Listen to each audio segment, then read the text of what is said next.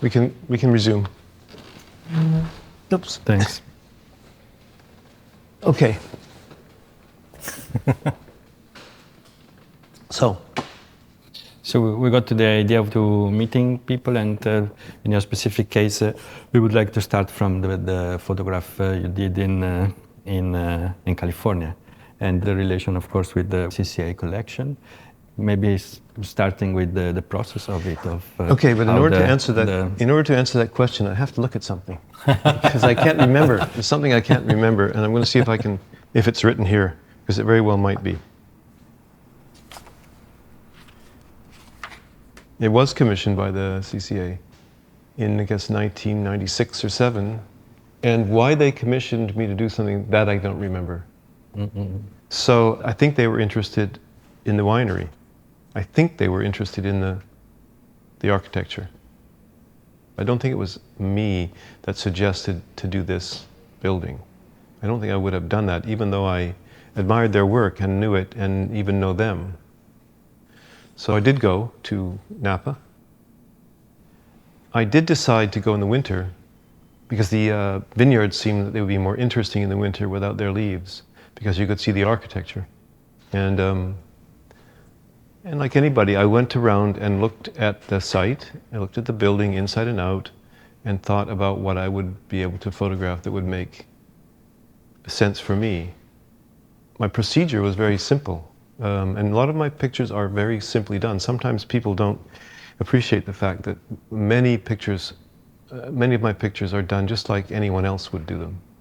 People have the impression that everything I do is somehow enormously elaborate, somehow artificial situation. So I just thought I'll make one picture as usual that will hopefully sum up something about the relationship of the building to the land, the building to the wine, to the seasons, etc. And that would be itself kind of a comprehensive, depiction. And that's why in my archive there's nothing but a few other negatives taken on a few different days of this from the same place. Because once I chose a place, I'm not likely to change it if I've really chosen it, and I didn't change it. But some days the light was better, some days the weather was different, etc. So I think we spent maybe a week there and came up with that picture. I didn't plan to include the image circle, but I think it is important because of the fact that the linearity of the building, but also the linearity in this case of the layout of the vineyard makes such a nice contrast with the image circle that it sort of just was meant to be. So we have discussed this, and the impression was you took a distance which transformed the photograph into a photograph of a landscape, where the architecture is almost disappearing. And except that I knew I would make the print big enough that when you stand in front of it, the building's quite evident. So when you actually see the print, you can really see the building quite well. So I knew that because of the use of scale, I could make use of that. And that's why the picture is that scale, by the way. Because like so many other pictures I've made, I'd never make them to be large. I don't want them to be large photos.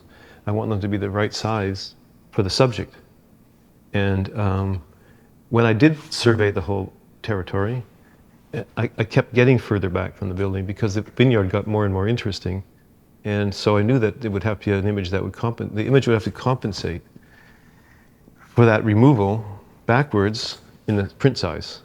Because if it had been photographed from some different place, it certainly would have been a different format. Yeah, okay, so, but also at that time, when I was really thinking about making my larger pictures, that would have been 75-ish, 76 in the 70s. So the art scene then was very specific. Things that were exciting were very specific, including performance. I mean, if you look at all the interesting innovations or hybridizations, let's say, of photography, you start seeing all these emergences of other deployments of photography that begin to become something different in terms of scale, like Kossuth made his chair and then his photograph the same size as the chair. And so all that energy, which was formatting changes, technical changes, etc., emerged with a lot of different people trying a lot of different things, some of whom did them better, some of them did them less good. Some of them are sort of forgotten now, some are not, but they all had some role to play. The only thing that I think that I did differently than a lot of people was, to me, it was the tableau that crystallized everything. This tableau, which had come down from 1,000 years of pictorial art that could be reinvented, that kind of created a limitation, but also huge energy, I felt, that then changed all the rules. I felt as soon as I began to use the tableau as the foundation of what I was trying to do, then all the old rules were changed. Therefore, artifice there was no such thing as artifice. There's no such thing as fiction. There's no such thing as reportage. They're not entities that existed in the same way they existed before that, at least for me. And so the blending of them became easier once you saw that it was that was the foundation upon which all this could be erected. And then I feel like reportage then becomes a note in the scale.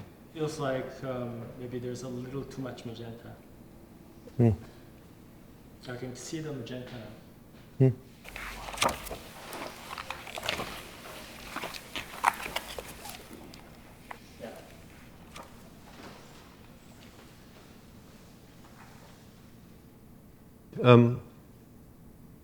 I'd like to think that most interesting things that happen in photography or even in other arts affected me. I like to think that I was influenced by all the interesting things that happened around me in some way. You know, I think that painting and drawing and photography have a lot in common. I've always thought that. And so I like the fact that I've sort of let myself be influenced by all those things and let them sort of filter through my sort of sensibility somehow.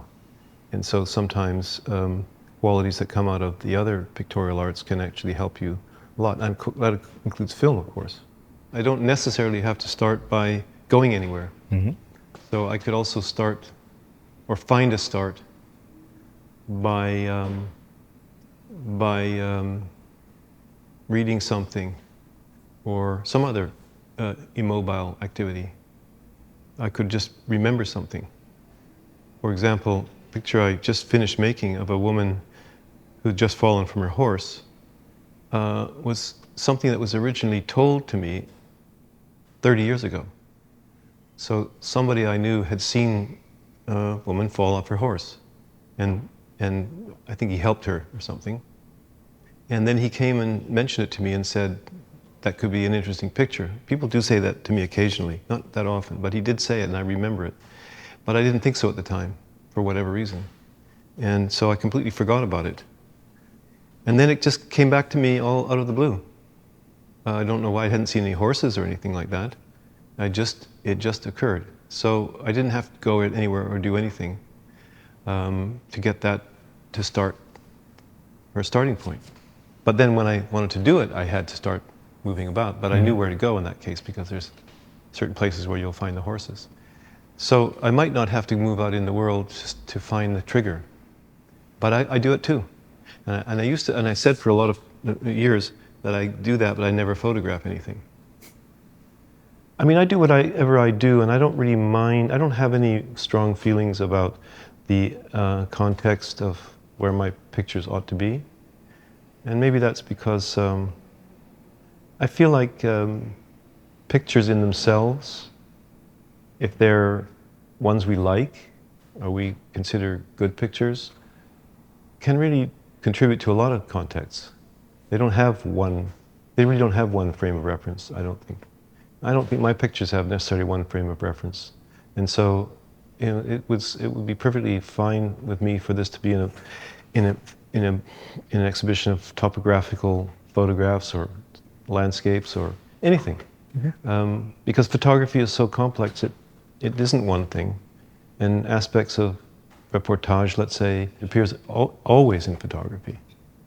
I mean, I think Thomas Demand said it very well when he said that his pictures are just documents of what is in his studio at that moment. And that's sort of an irreducible condition. And I feel like that's the case for me too. Many pictures I've done that involve performances, so-called performances. And the person being photographed is not a performer, doesn't know how to perform, and doesn't even know what performing is. They are just working with me on something. So I don't really make the distinction. Many of the so-called performances in my pictures are as accidental as reportage, except I control the environment.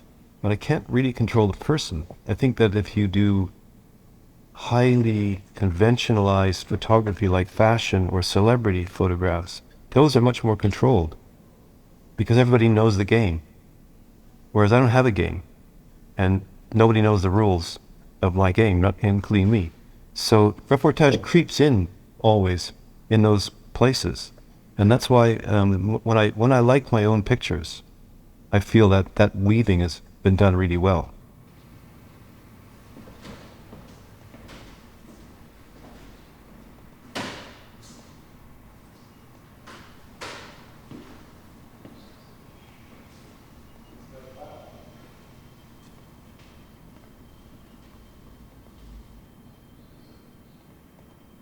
Now we have the reproduction of a photograph of Dan Graham in... This one? Yeah, that is in the collection.